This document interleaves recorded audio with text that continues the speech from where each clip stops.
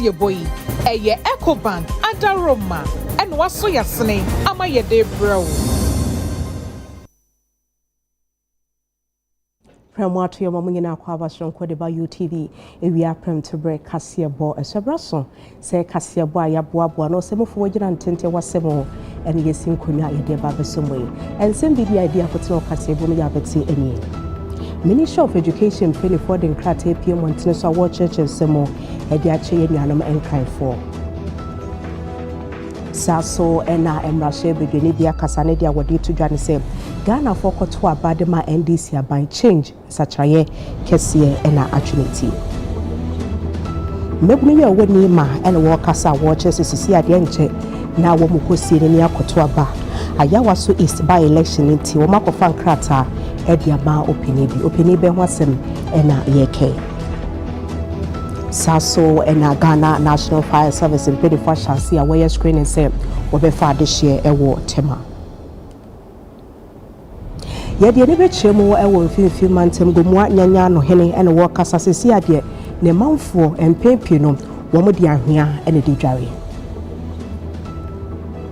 ene wi nsempi na aka we hu na yesi nkonya yede ensomo dia amejeso ene garaganto lady ohene wa kase abo ahene Africa siebono emunchemu enie Emrashe bedweni ya wojina ho de ma de hye wo prisia ho ni valley abaton pesias Robert Wisdom Kujo no wo kase wo chese bra Ghana focus ye ne koto abadema NDC amanyoko na ho che efi Ghana fo eso what the sense wo nyina to dwabra na what the central for din komo say nti de Ghana fo nyina di ho adanse ene ye dollar rate I'm say almost every part of this global where the dollar na bibia yede susu nti Ghana ya de pass yet me sustain your dollar rate no say am say I'm probably 10.85 or so which is the best na anu na ma nyama bo nyina no ide ejina ye di boyen obia kasafa food items to say more angwa nya de nyina akofom bia beku ya kra ne New Year ya petrol asema be ya teso sisi awhwe social media si baby kra ogotofu ani ama lunch so atiase nti nke yente se fuel stations komo ye advert se bia momra hana ye nti ni na ye cd na ayede ejina no ohwe 1 year ya na ye ni so bebre se ye di beye 4 years kra wa ban mu because minia me hwe ha na records ekitamia now within this short time yempo de MCEC ebo yedin yenhye da nya 1 year papa but the sort of project are you rolling it out last year MP kai almost 17 projects ranging from chip compound school boreholes any idea so I'm rekuma ya project bi ayaye wo health education infrastructure and the akeka ho bia no a door so saying sabe the better be for 8 years for instance be 6 months ya ne 1 year you to me to a mechanized borehole mechanized an ordinary borehole almost 20 if your records in 8 years of the former administration sabe you want to me into borehole crab 10 now within this shortest possible time you to me to borehole be 20 chip compounds are here constructed is almost 4 3 unit classroom block and also a 2 any 2 unit any kg there is a lot of infrastructure going on I get this within this short possible time I'm not sure say sabe adi we call directly to the people nti ye manfo no nya mfaso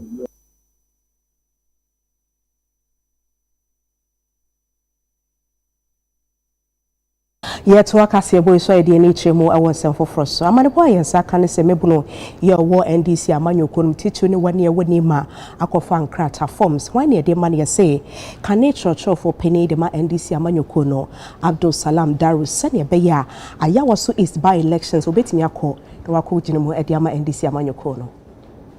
I had so many people who called me and said they wanted to pay for the forms and for the filing and everything. And I told them, unfortunately, the Nima youth from Salam Daru has already taken the lead. and they have already set the ball rolling. They've paid for the forms and they are ready to continue with the process till we have a successful filing. So on that note, I want to thank you for this gesture. I'm so grateful.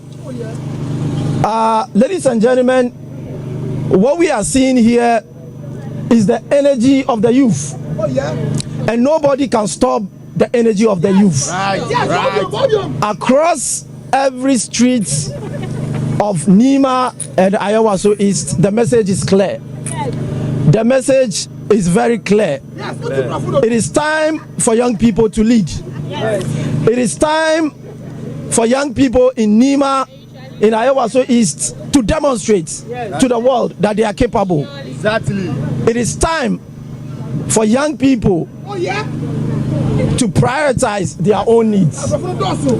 And anywhere this sentiment is mentioned, I am happy to say that the name that accompanies it is Abdusalam Mohammed Daru. And the youth really believes, based on our track record, based on our expertise, based on our proficiencies, that we are the right person to lead East Ayawaso Constituency at this particular moment.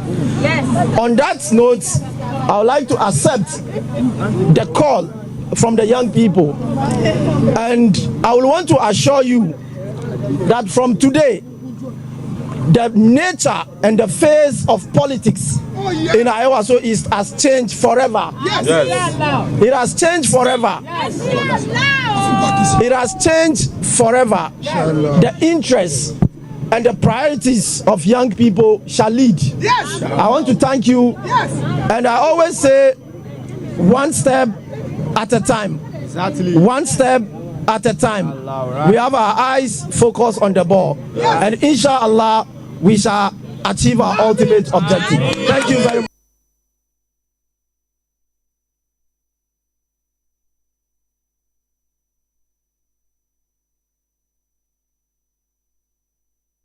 Ghana National Fire Service ne nkrabate watema empenifo ne kase wade awade to dwan sisi ade wo mo ye nhyehyɛ sɛ ne beya ye betimi afa nipa foforo honom na pani kwanche for your kasa adema wo mo ewotema eye DO2 Ebenezer Yanzo wode sansem wo nyina to dwan wo kyerɛkyerɛ sɛ wo ma hyase ya wo hwe nipa ne tibiem so adwuma no wo sefata wo betimi ayana 2025-2026 recruitment exercise the Ministry of Interior for the services under the ministry, and then I drew a fire service for so you think say the phase 2, the phase 1, first phase near when they applied, yet me a shortlisted candidates now, and then the phase 2 now was a candidates now as applicants never now verify on documentation essentially say a fund body requirements now if it meets what the service as you can see the process started anopa in all anopa session you're dividing into 2 sessions a morning session and a area so area anopa no expecting 500 area so you expect another 500 almost beba you bet you also echina any memenda. Say if numbers yetimi exhaustive there and I say ABC Saturday now, but we are just hoping say we can be able to exhaust it before a fencing a Saturday But as you can see, the processor is starting there. Beer will be served and in no time but you will not spend more than an hour at the center Process of school, I just love the discipline, the way they put us through the process. Like they told us to come in, jog. Like I like the discipline, and then all the ways and means they told us to follow, we did it.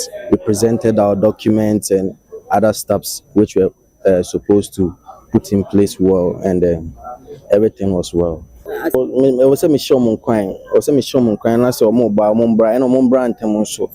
As I say, because a show say be a brass 7. I also do about 6:30. What I say, I show be at 12. I also do about 10 and 11. Because first badge ni we are no part 7 for a bar omo point na mo so mo ye wi an mo so ma to aso. Yeah, Pemso di eni achemu awansen foforo so. Ministry of Education penny for the nkrata pie montene so. Ma yenje brena afi yenkenkan emfama mo. Senior wiase gu so a epem kɔ nenem bibiada artificial intelligence na egu so a yɛde adwuma na Ministry of Education penny for nsɛm a wɔka ne sɛ wɔn nyanenteɛ nsɛm bi a etwagu wɔ my Ghana montene so. Efi yenuanom nkranfo na afɛ so adangbe nkyɛn na wɔkyerɛ sɛ Omati asɛm bi sɛ Ministry of Education penny for ɛyɛ nhyehyɛ sɛ wɔn de AI education tool dwumedie bi betimi aboa na de hyeafo no wɔn hyeade a wɔn mmerɛ na kasa a wɔn bɛ yusu anase kasa wɔde yɛ adwuma ɛyɛ yɛmfa nse enkran kasa egbe kasa sa nipa ne krom kasa ne yɛde bɛ yɛ adwuma nanso wɔde a wɔde to dwan sɛ wɔto wɔbo ase wɔtietiem no wɔn hu no sɛ enkran kasa nka ho sa so ɛna adangbe kasa enka ho ɛnam so ma so ya wɔhwɛ ade hyia ho nsɛm so ato ne bo ase de nkrata yɛ pie mɔntene so a wɔse yɛngye brand yɛnkyerɛkyerɛ mu nkyerɛ Ghana for sɛ sisi a yɛ kasa piloting yɛka piloting de anakyerɛ sɛ wɔn so ahwɛ ɛyɛ kasa ɛnan pɛ ɛna wɔyie si wɔnom sɛ wɔde so ahwɛ na nyame yɛ adom no wɔn wia na afei wɔn etimi esi gyinaeɛ wɔde a wɔde to dwa ne sɛ awurade yɛ adom na wɔtoto nneɛma nyinaa wie na afei kasa nan no wɔde yɛ adwuma kyerɛkyerɛ nkwadaa na de wie na wɔn sɛ tentam anaasɛ ɛfa pɛ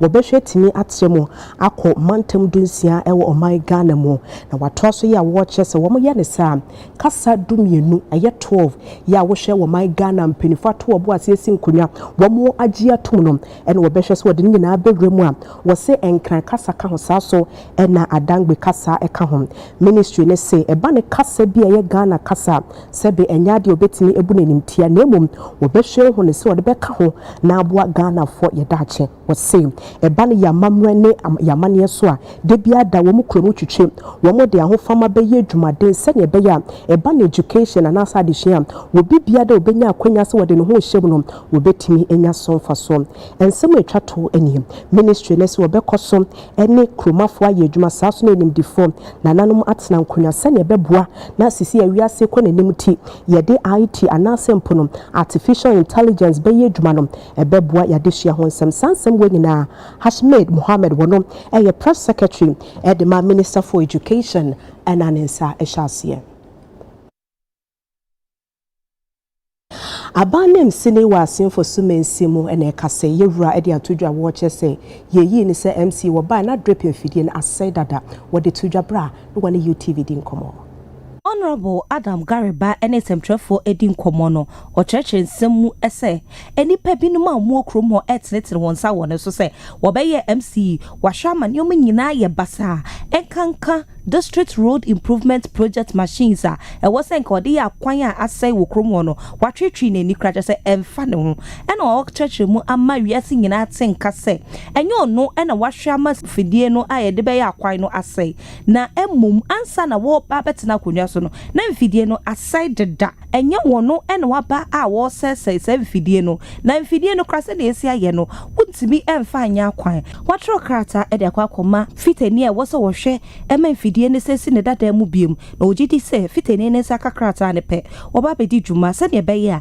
enfidie a egu onum a amanfo se waba behwe ama na se no obesa hwe ama na yeye na akwan ahodo wo se omoye ne yie no so wahwa me yaye sei no de na no desem etudwa enfidie no timigira ho no ankasa friend your service enfidie no ena obaye ena o ka kire ne se me di asembia to nanim pese mi ko use machines no ti o mo service efidie no emfa ma me nya kwan emfa nya adwuma no na mom so man be service efidie no a me ye ntu efidie no en so mate na me da na ase enti mi ya nipa no so se nka be ade kyan oba be ye me hwe ni mo awa ma sa be na wotwe me sa ma me engineer no so on frɛ no because kekos ona me ma no ni engineer no so ye den e kasai wa ma efia dey kura no misa ma engineer no frɛ no abra me gi phone na me ne kasai so ba be service machines ya ye den amaye ya twa wa sisi an so first ne nsuo tutɔ be say nsuo no so aye den ate nti ade ɛna ye so nka memena obeba nso memeda metwa e be say ne o me service efidie no mi se efidie no si hɔ a ɛyɛ instructions a ye de amame enti ye service ya enya dia mechu na kwa kofa problem bia ede aba me and make us say omo parking video no na me ni ha nti minim fault kra bi a den ewom a metumi aka say bi a ne ha anasa ha nti na hia say so omo service no so omo mba omo no betumi hu say e bi a fault bi wom anasa fault bi nim na sisi ya no minim ka no mba ko na kese e mienu na me baaye no metese mienu na mba ko no so ewo asin of the then MP ebesrei abra me maaye no na ode omukore ye adwuma bi o asin of nti fault bi abem na sisi o ma park manasi asin of this assembly me nim fault kra ewo.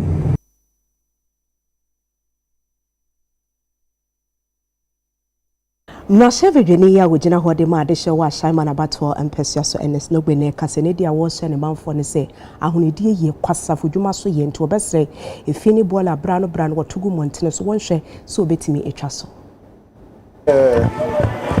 We are all aware sanitation is a major issue in Ashiaman. And the government also has taken sanitation issues in the country as a priority. And there's always directives from the Ministry of Local Government that every municipal assembly and then metropolitan or district assemblies should make sure they dedicate a particular day or month or week for cleanup exercise. Ashiaman has started this work since last year. Ever since we won power and we had a new chief executive, we started a cleanup exercise to make sure Ashiaman is a better place for all of us to live. For this particular one this year, we started for almost a week ago. We cleaned all the other vital areas in the constituency, the terminal, the streets and other places. And today we are in the market. What we are seeing here today is a major concern. It's a major concern because I can tell you on authority that about 6 weeks or a month ago or 2 months ago, we were here to clean the whole market space. But within 6 weeks, you can see the tons of refuse that we are getting out of these gutters here is problematic. Asama market Mijina has say assembly members no more say clean up almost every now and then. Here as an assembly, because of the machines na use in the last 6 weeks, yabeyi got a move but so share the volume of refuse it's a confirmation that one, the population of Ashama is very large. Your numbers 300,000 people. Yen say yen need gota nisu. Obia pra baby opra. Na wasisa ni bola. Bola no ebi free ha. Ebi nso wa mframa ehu niama bebre no de egu gota no mo. Se nsuo to se ya ye ni ahoto e wa ha no mo. Boy na muni ni ye gidigidi ni se ya to me invite no na wasisa boys. No ni omo aba. No mo aba yi gota no mo amaye. E na yankasa ne ye mo be yi mu maye. Wo enti obia mfa mi se samisi ma ho obi. Any many so the era go got a mudia and the name boa. The plagum a fearful no, or ye bola, or mudi sewer, no more she, Eguma, I am mountain shota, nebu afaha. Ya, you had a plow, or be a sunny bola. Then, mom, dear, here and say, Demacumas, and they say, Bola and every month to be a Saturday chat one, first and Sunday, Yano. Yana say, you ma bola at the Emma. We're about 5 months near him, ye mubium. And I say, you saw ye mana, never far rake near you, go na yasisa. Last year, yeah, they do my car, and then some my car. And yes, bola na got and the yes, by a mumoy and free and jomu for. Bebre fifie. O my bola ni kotoku de asiho. Inti bola no sensunya statipe. No man stati. To 2 good got him. Inti sensuna to bebre pe. Nani nyina aka. Inti cancel for no almost 30 and she sani amano. Wow, first yes samaya inti bola na endorse say. Director General Demand Nadmo, Major Dr. Joseph Kuyon, one workers watchers, see Anyamia Dom, Emma UNDP in Pennyfue Sinkunya, what then she share plan, Emma Wamo Senya Beya Ghana, say, Oyena Nasa to Rengems here, you bet me iron Temna for Yaboni Panafeso, a Japadia Hoban watchers, a South Muddy way, now no 2025 and Pennyfore to a Boasia, what they show and some, a Ginemusa Kusi 2030, and Sembia de Tudani. The globe or the world today is being governed by the standard framework, which is the roadmap for disaster management. This framework talks basically about managing disaster risk.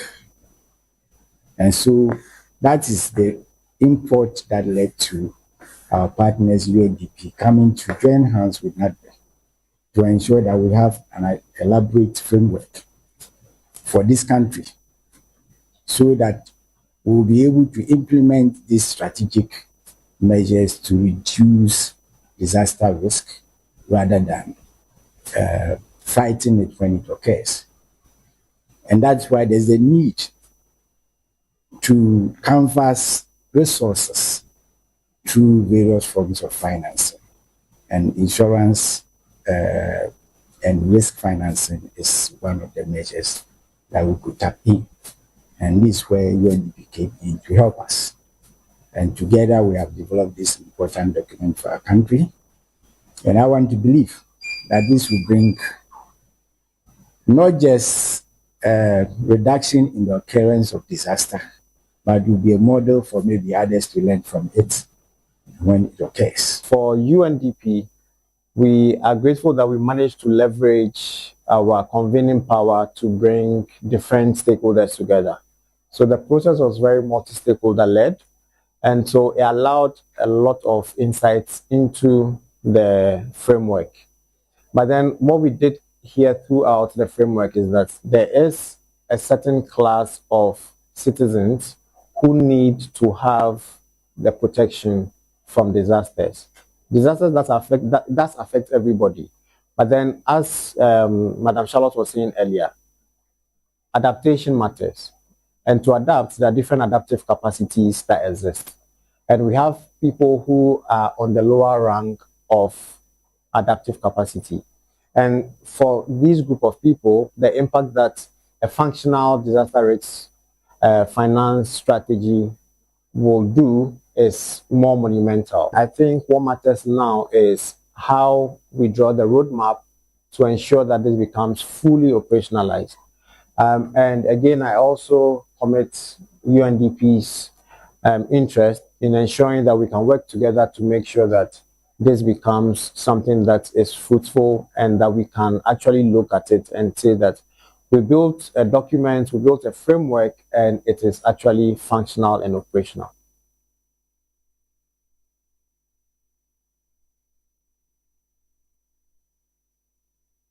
Abedroko ya wo share allied health professions jumedie so ne wo the monitoring and inspection jumedie ahyehyɛ so wɔ nkramantam a wo hwɛ ayaresabea hodo ne jumedie potia wo di a wo de som wo manfo bebi okoye eye kolebu abanyaresabea na registrar demand council Dr. Sharazu Isaku woni nsɛntwerɛfo di nkomo ɔkyerɛ botae no mu de kyerɛ yɛn.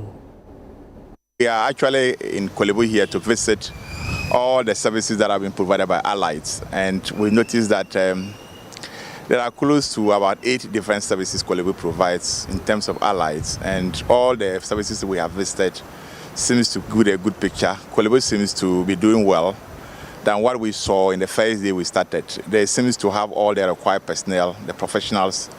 They also seems to have all the service that they provide. They seems to have the protocol and procedure that they use in providing those services, and we are seems to be satisfied with what they do. We want to encourage other facilities, whether within Accra or outside Accra, to look at the Kolebu example and also go a long way to help in the health delivery structure we have in the country. We want to thank management of Kolebu. They have done well, and we want to encourage them to keep on doing the good work. In the course of the year, we'll pay them another visit because there were some few challenges we observed. A lot of training personnel were being used to do some of the procedures, and we think that there's a need for that to be changed, and we've given them some kind of leeway for now. But the next time we come around with those challenges, we may not be happy with it. And we want to inform all the general public that whatever services somebody provides you, which is allied in nature, please ask for evidence of the person's registration, and then the service protocol that they use in providing those services, please ask to see those protocols. Otherwise, we may not guarantee the quality of the product we are getting from the service. I want to thank the media and my team. They've done a good work, and this will be escalated across the country. Next week, we are going to have a similar one in Kumasi. We have another one in Tamale, Sunyani, Kintampo, Ho, and Cape Coast, and we expect them to do well. If anybody thinks that this is a 9-way wonder, he should think again, because this will not stop until the right things are done, and the general public will then benefit from this procedure and processes that we started. Yada so ejine wo nkra pompone mantem Christian Tete Bajia wono eye aba nem sini e wo Kankwe North Mensimo na wo pani akasa wo chese wo hyebwe dizia ne tie bia ne sanitation e ba na ahonidie ho nsemo behwe timi abo ho de ro sebe enye ne manfo apomode penemum se ne be betimi aboa na adwuma ne sikasem etimi ejira naso wo de sansemo nyina to dwabra na wo ne UTV kasebo edin komo. Sanitation, His Excellency, my allocation of 10% for sanitation work, and also 2025, we procured all sanitation materials, equipment, wheelbarrows, Wellington boot, shovels, rake, brooms, any detergents, and my environmental office. Now, communal labor, we have the tools to work with. Now, it has done a great service to us. Near Free from communal labor now. We say now you want yama into a man and also cocaine. I am pa only among 4 years. Juma, how kakra one for when and D tools in the soa. Now we be to Fabia Kohaba. We manage to retrieve them. We have a list of people. Yanum Koko Jumano into your qua, your checky, Ubabeji, to work a cry the amount for water and lunch now. Now we begin to find out from everybody the tools we give you, and then we could retrieve. Now we are retrieving in now. And which so say Yentimin for communal labor and handle sanitation. We are engaging 4 contractors to manage our principal street, 4 major streets, War, Kankwe North, Amikai N6. I free Abekan Junction Echo a new plan. Now you were the N1 and also free Dimples roundabout Echo Simu Kata. Now so you were La Paz to Abekan Junction Street and also a way important Menuniano, the development contractors. Now every day there will be continuous sweeping. You are quite also normal sanitation akonkan amaye.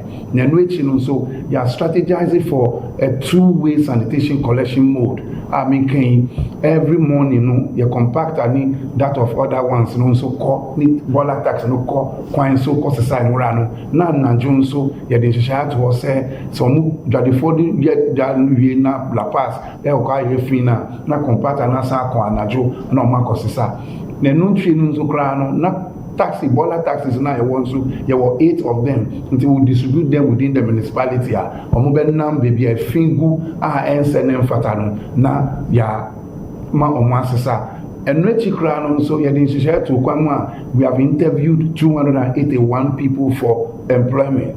No, we'll be doing it in phases. Into this first phase, we are going to employ 100 people, and the areas are we have employment, and when you say you city guard. Yaba no not city guards I want not 12 penny war into the baby account. Yaba sanitation guards on be monitor room or moment in fin baby I said no also nothing so yaba employ more people for task force and also manage the streets for us so that when people park at the wrong places they will try to engage them. Then so we are going to employ electricians to help us in the fixing of street lights. So now and so we'll be employing people to handle petty sweeping on a contract basis and casual, so that we banner over Juma Yetiawa now.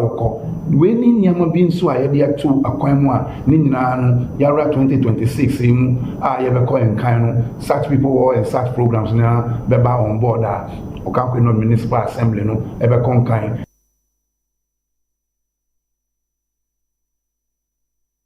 Bono any half association wo mainland and wo UK na wo nyina ka bomu se boa ba kwade a wo kasa kire se nyame ya domo enche obehwe se wo ba wonchi Ghana ha se wetimi abeye mpuntunuma pi na wo mpotomo na pani kwanche for your dwumtini ne edemakue Jacob chum wato ne bo ase a chechim se ko ne ba ye na che na so nyankopon aya domo hyehyɛ ma pa wo mu ayenti no wo mu goso a wo pem ekowanim Yame kan say ya kaya ho abomu yankoso an kaya ho mbom na ya no do ya ho mpanyimfo ne ka say wo yira firi wo krom hina bera wo yira dwabo ase enti ya maya yira mfiri enchi say ya abromfo sade ya chama asantefo chama be gira ha wo ken no mani gie pa because abromfo ya ne asantefo nsonson ye bia enna yemu Asante ene buno baako eti se yende no bebre ene firi buno bi supra asante yende no bebre efiri buno bi supra asante ye hwe benefit a ewo ekabo mumura eye hyen se obakufo bia no ubegina wanan so enu ntina ma ye hu se ye tukwan aba ha emom ye be pay sika na nso so se ye nyina ye kan hu bomu a na ebetumi aboa ye honom na yetumi atumpon na nam so ema efiefo nso so se nyame ye adom na yetumi eboa ya no yi a eso yetumi ndi akwa akọkọboa wo mo sani ba for 14 enti eye eboa ede enuadoba ede mputu oba ede odo eba ena ye wa bontin so ye ma obo be hu omo wa ware omo ne nyina ye enkosoa ede ekuo beba Isebia they wait for stretch your hand particularly our bono region in Ghana because ye na ke omo na ye tinko ya achieve bebre on it ye timaboa there's a town there's a problem in Kintampo schools may be omonya erosion as someone we did our best we contribute here to help them so apart from that here so far higher and also we have tried to bring ourselves together. It is a mission say I can't just baby now it's your Chinese way for that reason. It's the chairman of the and who's a family that's what we should our hearts.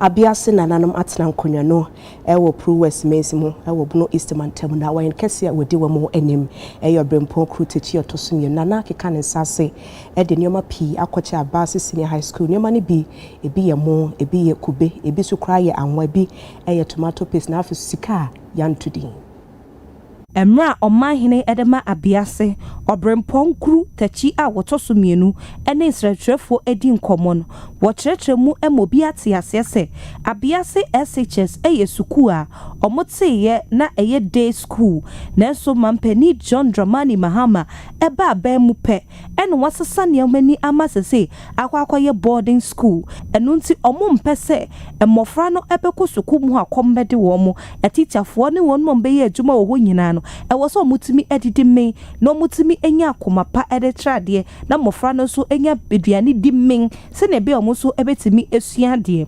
Was also edia to just say, omu abainin kwa entimi enfa this one in anto omohoso, and nunti na nananum trankunya, and so edia to omohosa say, ediane some edie, ombefa and hokano, sene beya sukuno kakran kakra, omuso ebetimi ejina omonaso. Sans a beya, school never be a boarding.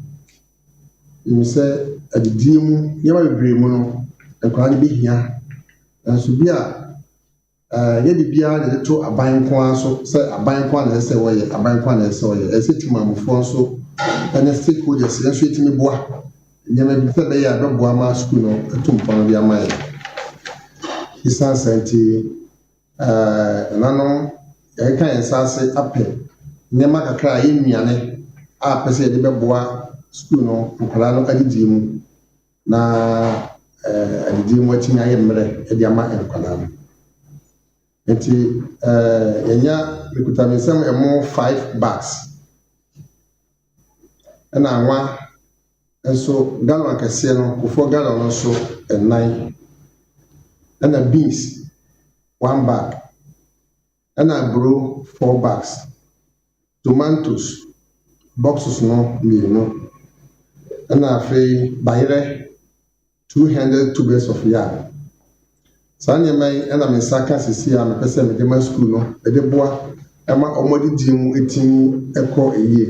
Mede ɔmo asi bebree ade fɛfɛ a ɔmo bɛyɛ ma yɛ awia wo ɔmo de emu bag 4 na ɔmo de ano gallon 4 baye 20 pieces 200 pieces ɛna ɔmo de beans ka ho tomato so ka ho adeɛ wo nyinaa ɛbɛbu akwadaa no ɔmo adusia ɛtɔ so bi adeɛ wo ɔmo de baeɛ no ɛbɛtumi aka sɛ over twist ask for more ɛyɛ mɛ GDA said definitely will still come to the end of the school. Na your problem I you facing ne say me your oba o say me nya nsuo siesie me ho metumi nya bi di sinema nsuo ni ha inom ti gi se me kwata me kokrum ase na makosa nsuo aba ti mesra aban ne obia say omo aye na ye nya nsuo say de be ya e betumi asiesie problem kakra ye fa mo your teachers accommodation a church for our Dudwana at the town. Ntiabanisa answer no mbe fit town abecha ya jebo school. Ombe ye so yes very empenifo. Ni adika fa amodi ani. Ye papa John Romani Mahama. So omme boy na omwa ye wo. The teachers for asset na.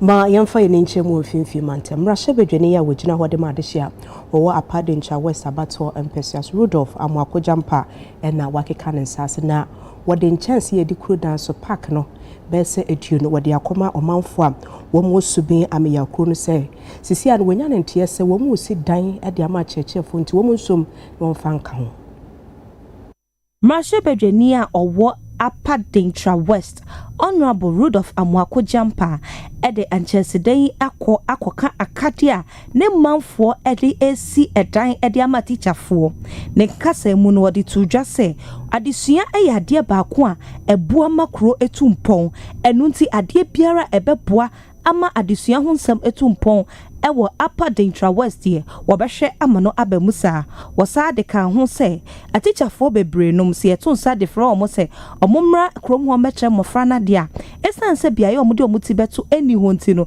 dodo na empene empo no maba ebi so omo ba nso so omo hwe kwantenten na no masa edwane ekọ mu krom enu nti edan ya ne manfo esi de eye kwan a ebetimi aboa ma adesua ho nsam etumpon ewo Apadencha sei no de na no desam etudwa Amoakojampa so we dina ha na no wanima na meso mikita rupees 20 packets sir teacher pocket mama do everything don't come up and my meso me ba am ya go ye nkuro a meso bi twa na ni na me fra ya na meso me ka hubi and teacher pocket na ade ba ko a hare subi han se ye kwan no efutu o mu ba so bude ya ma ayifen se awudu saka ama oguso ye kwan no ye kwan ehu ne ye kwan no master kwan no wa bibia kama aye gatas nyina na so bi se bia o de total ba nyina stop ye tie ne se o maje sa ayi ne contact le fin nsam na me so asa ne nyina ayi se ne sta ban so se o mu bi sa mere aji o mu aye ne so ye mo bo subi ha so mu boy a enso ye da se da mo de e bi se teachers contest no e mo fa ne bi fi subi na ba school ha e subi refe area ana yenyina yenya na e wona na ko fe je asa ase so eti e benyina na na no wana na ko fe je ni bi fo ene amiamai ene MPP members e wo ahani mo so na yeda ona mo wudo awa ho demba ase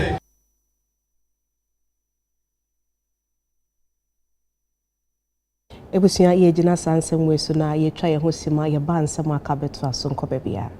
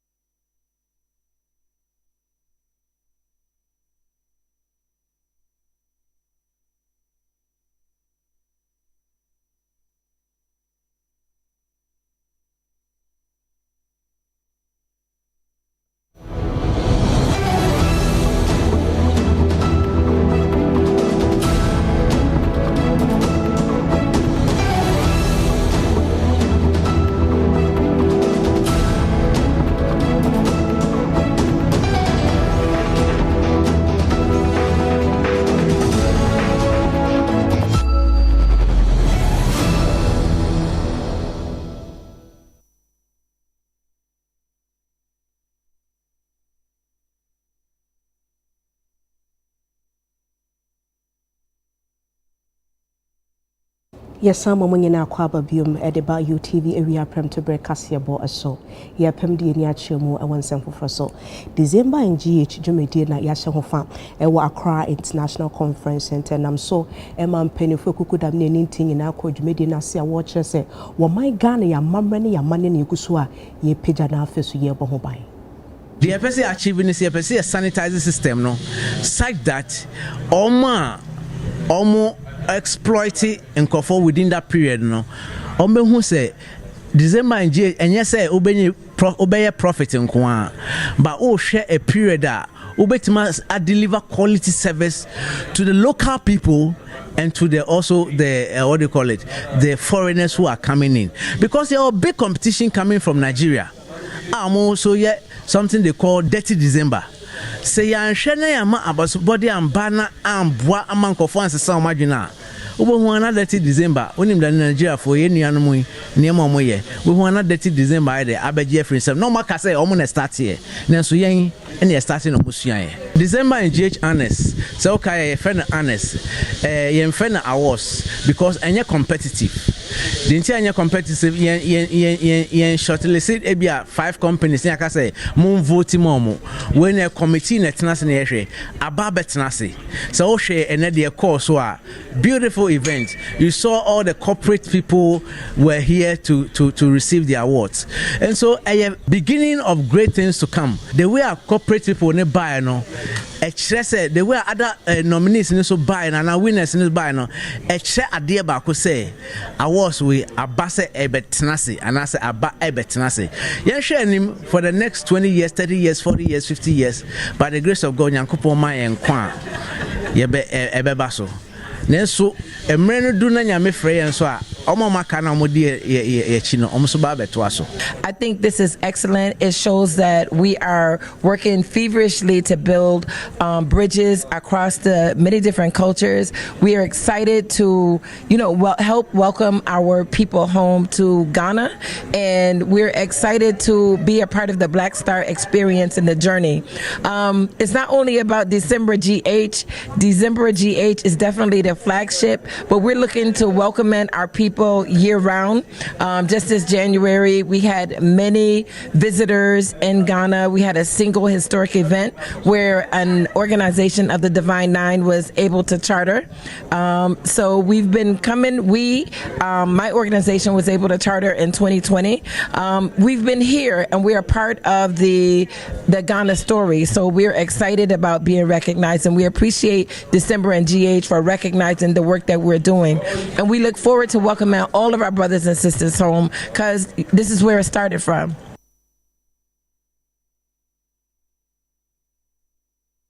Yet to akase boy so ye de nature mu e wonsem foforo so afei na World Cup na eba so 2026 World Cup and am so my Ghana and the World Affairs Council penifo wo mu ahiemo Philadelphia ye no e wa America man no efefene ne aduonu nsien ewiase nyina ball no ebekoso na o my Ghana said ye beye na ye betimi enya nimde pa na ya sanso aboye ho so e wa kwa hodo so nti empanifo a wo mo eda o Manchester my Ghana team no ano ene o muguso a ene empanifo hodo a wo so wo ne abobodin yi yo mo de aba World Cup yinwo edi ensa so titiri World Affairs Council no wo mo ne o mo enya engagement na sense usu di a ni nyina no betimi ehunu ne wo so mo ye ene ne eni so wo mo eye e wo ball no emu.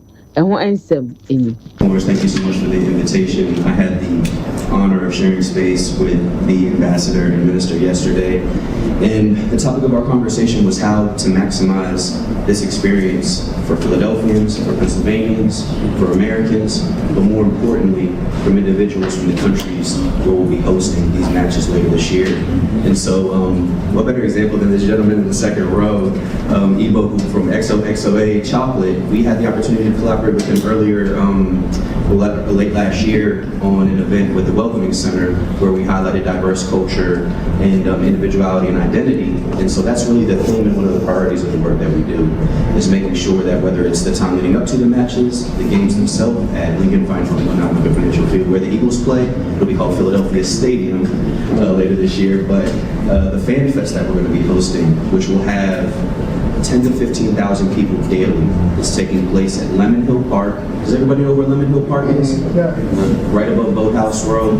We're going to have world-class entertainment. Of course, we're going to be showing the games, but we'll also have food and drink. We'll have installations and activations and a bunch of other special surprises. But in that presents a unique opportunity for small, diverse, and local businesses to activate and participate. And so I shared this link with Florence, but I'll make sure it gets to everybody that's in this room. We're currently accepting applications for food truck vendors to set up shop and spend time in FanFest. And for a period of several days up to a week, you'll be able to vend your wares to upwards of hundreds of thousands of people from around the world. And I mentioned FanFest. We want to make sure that Ghanaian culture, Ghanaian cuisine, Ghanaian entertainment is highlighted, celebrated, and recognized.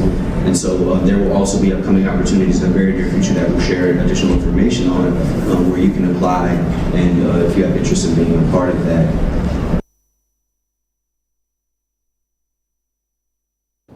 Yɛntoa so mfa yɛne nkyerɛ mu ɛwɔ mfimfini mantam na zongo hene wɔ gomua nyanyano na na awudu isaka G1 wɔkasa ne deɛ wɔde to dwane sɛ yɛkasa kwanye gomua nyanyano kwan ne nyetitu pa ne sɛ ofi kakraba ya wɔde wɔ n'ekyɛ mu gomua nyanyano wɔse kwan na enye ntia ma kontro nsɛm ayɛdenem wɔ manfo ntimi hyɛ da nkasa yɛkɔ gomua nyanyano sɛ ne bɛya yɛbetimi ebi enyuma nti wɔse sikasɛm ayɛden pi wɔbɛhyɛ Ghana ban sa ban ne nkɔ ne mu a Yekwan sami yehia sam yekwan sami nka ohinu pon ye fe ne doctor na obeni wiabo na nka opede ohun de ya yekwan akompano anasa sabi oboko ni krechi kwaba na wako na mo odi kwan echi de ma o mantuma ye wo beye so awoye ni kete bi na wojai na yekwan sami di asama yehia sam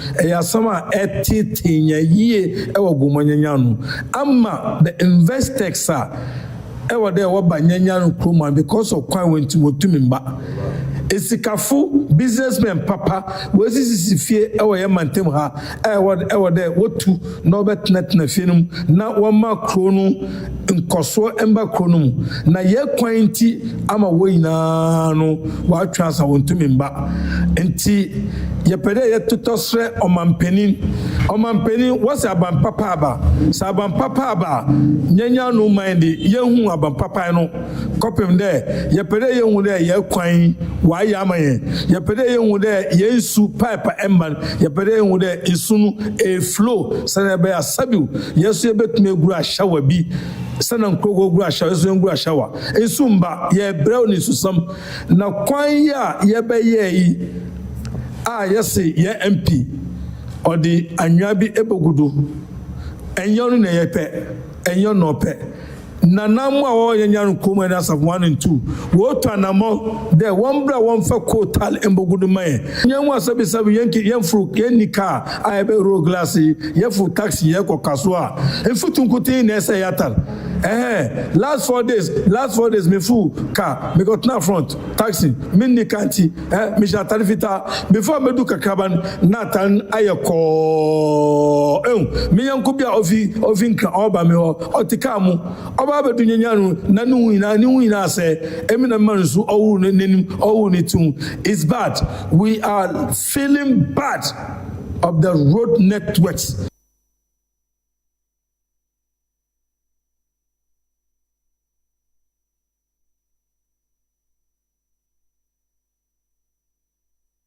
Afe fire pomodin komo entwaso Chief Operating Manager ewo St Michael Hospital Christiana Yaba Aglagon worker Sadia Futu anodin wode kwama Ghana for chichu ne ma ne mema ne dia worker ne se brano yenhwe se eba ne ya pomodin ho nsem ebefa ne hia se ye ndidi yie yentinetine ya pomo saso na brano yenhwe se ye betimi de ni achemu ayansabia se ne be ya BP anase mojambro so ya de diabetes ne ebehunu se ebi woni pedue ne mu anafia Dr. Fasheye na oma pedru edi amayen ya start ati edwuma nkofo ye busy pa na ye be busy na akosi December na ya GN nti sometimes akwese routine no na repeat nkofo do how say me dem ntanya real enkan kan ye mema minimara say ebia almost that catch almost where you bear man don't feel weak even if you are. I am a hard dream. Sometimes when man be hospital that just say I feel the can say and remember munya time we appreciate your assistance for the family. We appreciate your work and everything. But all tia sia na bit my no into no the can say mema munya kwan na mo my yem pride say 2 years ago in the hospital. David. And sasa wo kasa. Wo nyare ya da ya me ase. Eno chasa be here court na papa check wo wellness. No papa da hono. Ya yo ECG kakra. Ya yo ya hwe wo mojem. Ya hwe akoma. Ya hwe wo prostate. Amu se bibia ya kama. So wo hwe no nyina wie na se wo sore se wo pa. And na confidence na wo sa dia ko. Na wo na ma wo nimu de enye knowledge is power. Sometimes BP e mo kai. BP no so de ba etimi so ba bia. Na wo ti anko yi na kof ye moja wo ti no wanya stroke. We share stroke cases na me manya na mo because pressure da mo so pa. Omo so mo no maduru. And let me say a common knowledge say bi obi na wo ba ma afri wunsa.